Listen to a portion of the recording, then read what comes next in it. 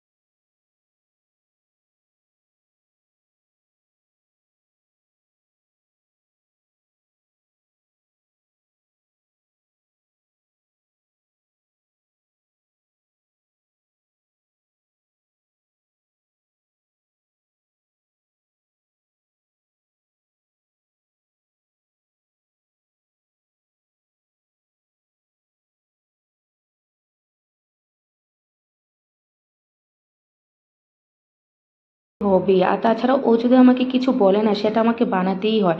মানে কেন জানেন, না হলে আমি স্যাটিসফাইড হই না।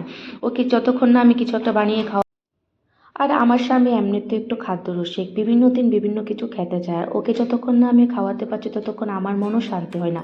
তো দেখে নিন এবার আমি কিভাবে হোল্ড করি। আমার এখানে সব থেকে বড় একটা ভুল হলো, আমি এটাকে মিক্সারে গ্রাইন্ড করেছি। অ্যাকচুয়ালি পাতুরির যে গ্রেভিটা হয় সেটা যদি আমি হাতে বেটে করতাম তাহলে খুব ভালো হতো। এবার আপনারাই বলুন, দুটো মাছ, তার জন্য আমি অল্প একটু সর্ষে নিয়েছি, আর গ্রাইন্ডারের মধ্যে অল্প একটু সর্ষের সাথে আমাকে একটু জল মেশাতেই হতো। তো তার জন্য গ্রেভিটা একটু বেশি পাতলা হয়ে গেছে, আপনারা দেখতেই পাচ্ছেন। তো তারপর দেখুন আমার হোল্ড করতে কী সমস্যা হয়েছে। ভাই রে ভাই, আমি এতটা নার্ভাস হয়ে গিয়েছিলাম এ সময়। মানে আমি এতটা আপসেট প্লাস এতটা আমি কনফিউজড হয়ে গিয়েছিলাম যে আমি কি বলবো। আমাকে এতটা হয়রানি হতে হয়েছে। তার মধ্যে আমার হাজব্যান্ড চলে এসেছে। তো আমার হাজব্যান্ড সে ক্যামেরাটা ধরলো। মানে যখন দেখলো যে আমি সত্যি সত্যি পাতুরি বানাচ্ছি, ওর মুখে একটা ঝলক দেখলাম আমি যে হ্যাঁ তুমি সত্যি আমার জন্য পাতুরি বানাচ্ছ। আর ওর মুখের এই হাসিটা দেখে যখন আমি দেখতে পারলাম যে শেষ পর্যন্ত আমি এটাকে হোল্ড করতে পারছিলাম না, আমার এতটা কষ্ট হচ্ছিল।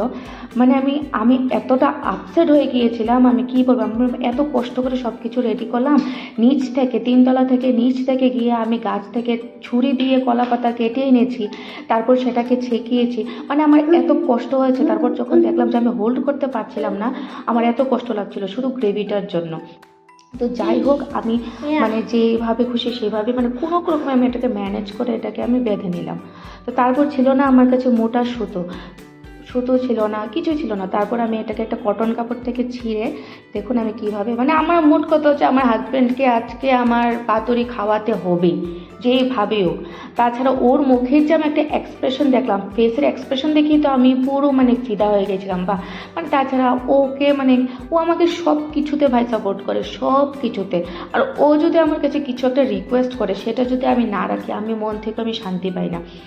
তাছাড়া আমার হাজব্যান্ড সেই সকাল থেকে 5টা থেকে যেইভাবে ফিজিক্যাল ওয়ার্ক, ফিজিক্যাল ফিটনেস থেকে স্টার্ট করে, ফিজিক্যাল এক্সারসাইজ যাই বলো, ওইটা থেকে স্টার্ট করে একদম শাম 5টা অবধি, মানে ইভিনিং 5টা অবধি যে একটা দৌড়াদৌড়ির মধ্যে থাকে, মানে আমার এত খারাপ লাগে লোকটাকে দেখে যে একজন ফৌজি মানুষের ওয়াইফই বুঝতে পারে মানে একজন ফৌজি কীভাবে সারাটা দিন কাটায়।